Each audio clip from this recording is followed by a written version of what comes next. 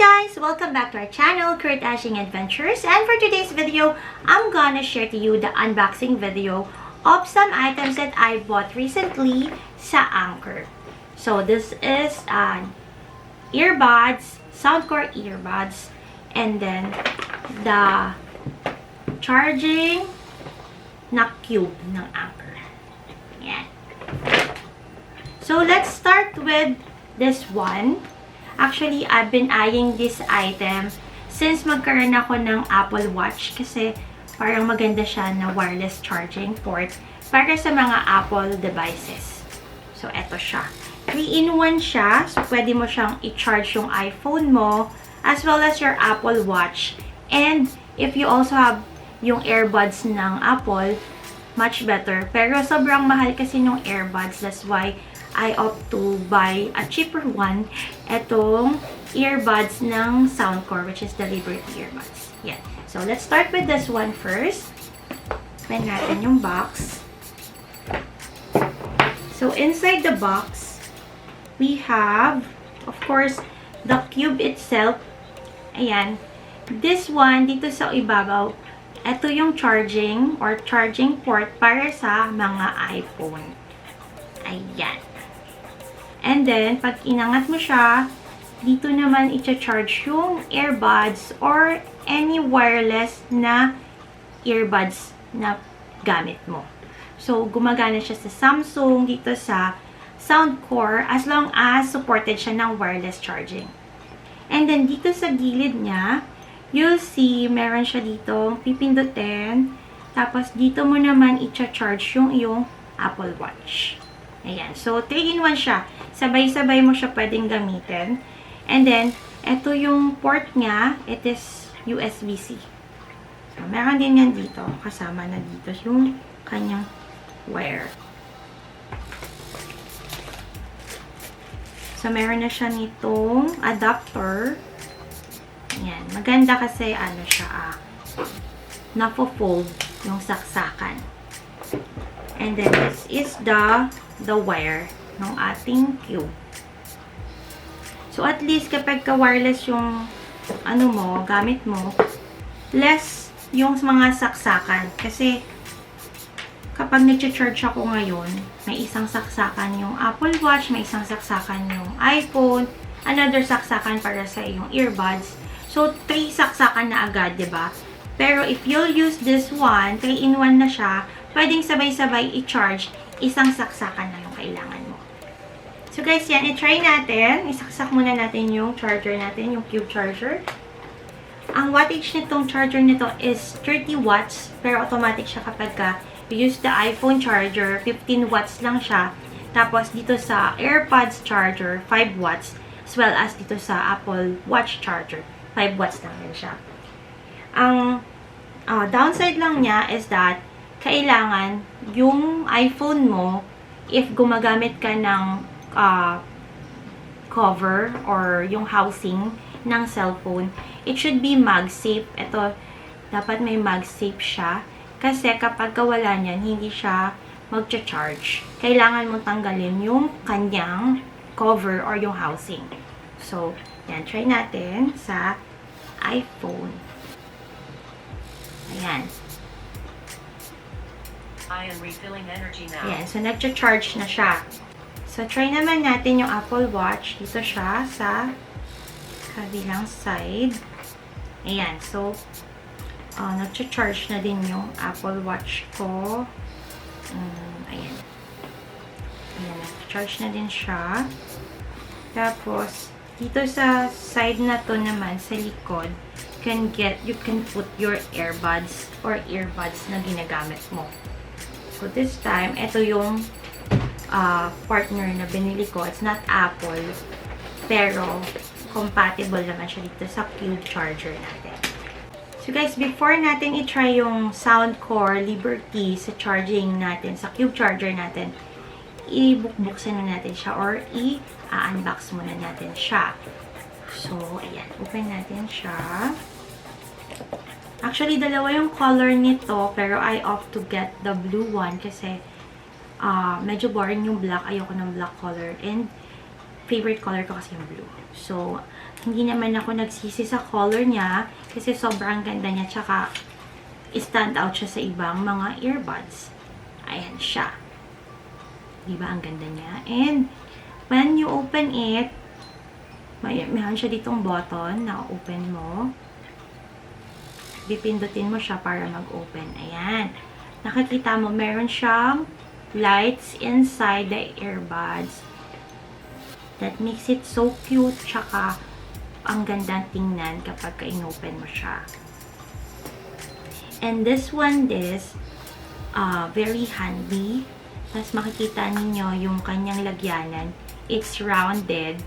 So, madali lang siyang ibulsa.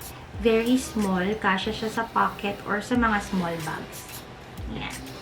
Tapos, ang maganda dito kay Liberty earbuds is matagal yung kanyang battery life. Pwede mo siyang gamitin ng 10 hours straight na pagka nag-music ka. Pagka magli-listen ka ng music. So, ayan. Try natin siya. Pag kinuha mo na siya, mawawala na yung lights niya. Ayan. Pagka nilagay mo siya sa tenga mo, wala ka na masyadong maririnig sa paligid. And then, it also has a noise cancelling function. So, pwede mo siyang gamitin sa calls, kapag ka meron kang meetings, pwede mo din siyang gamitin. And of course, kapag ka mag-watch ka ng mga movies while traveling. May mga functions din siya, kapag ka tinap mo siya, pwede mo siyang ilipat yung music. You can also answer calls by tapping it lang. Ayan. So, hindi ko pa masyadong alam lahat ng functionalities niya, pero so far, lahat naman ng basic functions niya is working and very efficient. Maganda yung mga basic functions nito. It also has an app. So, you can download the app ng Liberty Earbuds ng Soundcore para mas maganda yung iyong paggamit sa kanya. So, aside from dito sa earbuds at saka sa lagyanan niya, inside the box is of course yung kanyang manual. Here. Ay, sorry. Ito yung manual niya.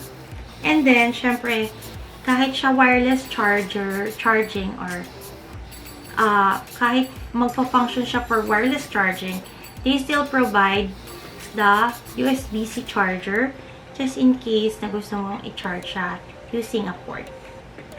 Tapos, ang maganda sa kanya, meron din siyang additional mga silicone na pangpalit doon sa earbuds. Just in case mas gusto mo na mas malaki or mas maliit, whatever fits you, pwede mo siyang gamitin. And it comes with the same color blue din siya. Ayan. Yung Soundcore guys na earbuds or mga headsets, they are also created by Anker. That's why doon ko din siya nabili sa Anker. This one costs 5,995. Nag-try ako or nag-check ako ng iba't ibang mga earbuds, wireless earbuds, or wireless charging na earbuds. Siya yung so far pinakamura and pinakamagandang yung itsura in terms of looks. Ayan. So, yan. Try na natin siya dito sa ating cube charger ng Anker kung mag-charge talaga siya. Okay, kunin natin ulit yung ating cube charger. Ayan, nakasaksak pa din siya. And, ito yung ating Soundcore. So, yan. Makita nyo, nag-light up siya dito sa kanyang button. That means, nag-charge na siya. And also, dito sa cube natin, may indicator din dito na light. That will show you na nag-charge yung iyong earbuds. Ayan. So, overall, I'm really happy to have my cube charger kasi nga very handy siya, lalo na if you will be traveling. Katulad namin, we usually travel to different countries, different locations. So, very handy itong cube charger kasi isa lang yung wire na dadalhin mo, tapos isa lang yung charger na dadalhin mo. Unlike getting all the 3 cables para sa mga gadgets mo. So, yun.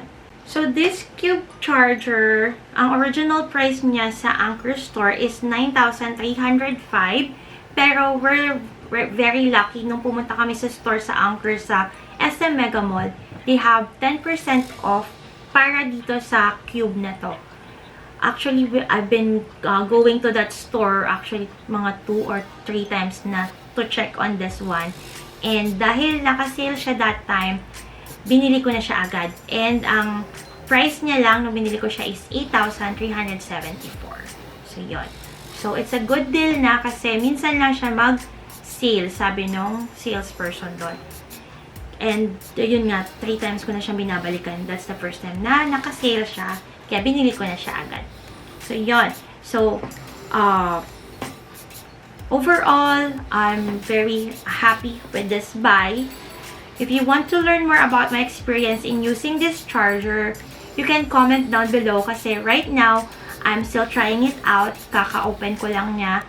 So, if there will be other benefits or any other usage na maganda dito sa charger na to, we'll definitely share it to you if you will comment your questions below this video. So, that's it guys. Thank you for watching this video, and if you like this video, don't forget to hit that like button, share, and subscribe to our channel, Kurt Ashing Adventures, where adventure never ends. Thank you, and have a great day. Goodbye.